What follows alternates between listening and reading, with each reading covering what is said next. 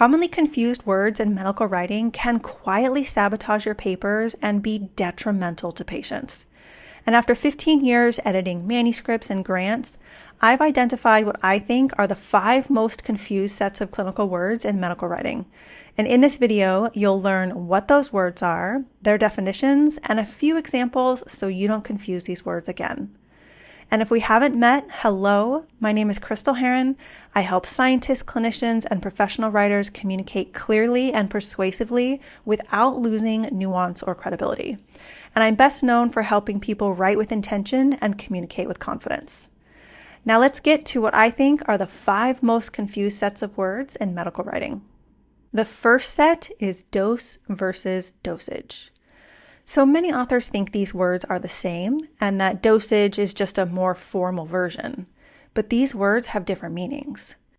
Dose means the amount of a treatment given or taken at one time or the total amount given during a certain period.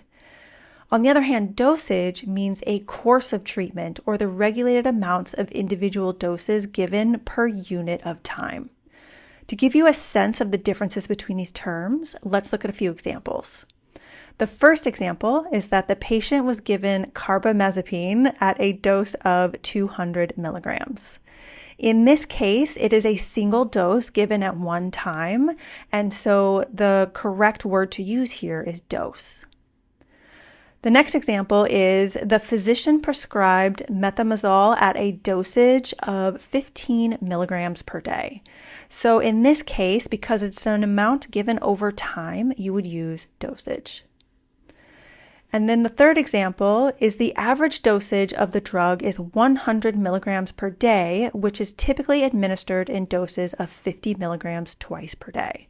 So with both dose and dosage used in this single example, you can see the nuanced difference between the two terms. The next set of words is continual versus continuous. So many authors think these words are interchangeable, but they have different meanings. So continual means to recur at regular and frequent intervals, whereas continuous means to persist without pause or interruption. So to give you a sense of the difference between these two words, let's look at a few examples. So this example reads, their cardiac rhythm was monitored continuously during their hospitalization. So in this case, because the cardiac rhythm was monitored continuously and did not stop, the correct term to use is continuous. The next example reads, he received a continuous flow of oxygen through a nasal cannula. So in this case, again, the patient is receiving a continuous flow of oxygen. It does not stop at intervals, and so continuous is the correct term to use. And then the third example reads, she received continual doses of the medication during the procedure. So in this case, the patient is getting doses at certain intervals. And so in this case, continual is the correct term to use.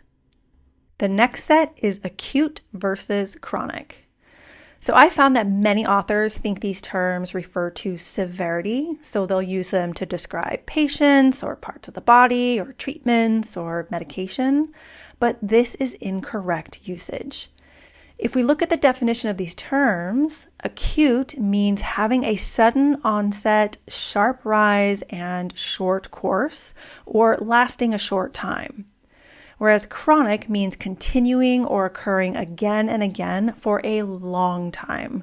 So acute and chronic refer to the length of time versus severity.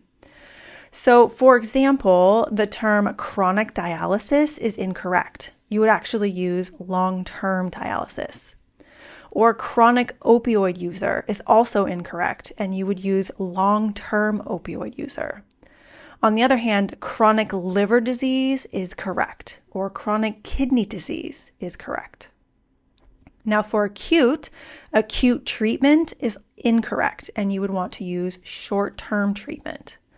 Or acute administration is incorrect, and you would want to use intermediate administration. On the other hand, acute liver failure or acute kidney failure are correct usages of the word acute. The next set is adhere versus comply. So many authors use comply because the term is quite pervasive in healthcare. But comply has a subtle difference from the word adhere that can fuel stigma and bias. And if we take a look at the definitions of these words, adhere means to believe in and follow the practice of something. And comply means to conform, submit, or adapt as required or requested. Now, the key difference between these two words is that adhere is non-judgmental and comply is judgmental. And so it fuels stigma and bias. So I recommend defaulting to adhere and only use comply if you need to describe something like complying to a court order. Let's look at a few examples. So this example reads, the patient adhered to the treatment plan. This is the correct usage of adhere. And if you were to use the term comply, which I see really often, it's adding that tone of judgment that the patient must comply, must follow the treatment plan. The next example is the patient adhered to the discharge instructions and attended all follow-up visits. So again, here the term adhered is used correctly. And most often you will use the term adhere and comply. One exception might be something like a court order, as in the following example. The patient complied with the court order to undergo therapy for bipolar disorder. The next set is concurrent versus concomitant. Many authors confuse these words, but they have slightly different meanings. If we look at the definitions, concurrent means operating or occurring at the same time. And concomitant means operating or occurring at the same time and collaterally connected with it. In other words, it has an influence on the other thing when they happen at the same time. So let's take a look at some examples. This example reads, the patient received concurrent chemotherapy and radiotherapy to enhance treatment efficiency. So here, chemotherapy and radiotherapy are happening at the same time, so it's concurrent. The next example reads, the study excluded participants taking concomitant medications that might interfere with the primary drug's metabolism. So here, the study drug and other medications might be happening at the same time, and as a result, they might influence each other. And so in this case, concomitant is the correct term to use.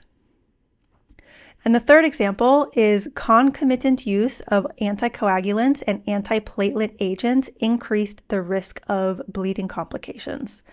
So here, the anticoagulants and the antiplatelets can influence each other, so the correct term to use is concomitant. So these are what I think are the 5 most confused sets of words in medical writing. And I'm curious, what words do you find are often confused in medical writing? Share them in the comments below so that others can learn the correct words to use. And if you liked this video, you might also like to learn about what I think are the 3 most misused words in scientific and medical writing. I'll add a link to the video in which I share those words at the end of this video. And if there's something in particular that you'd like to learn more about, let me know in the comments. I create these videos for you, so I want to make sure that I'm creating something that you will find valuable. Thank you so much for watching. Have a wonderful day, and I hope to see you in the next video.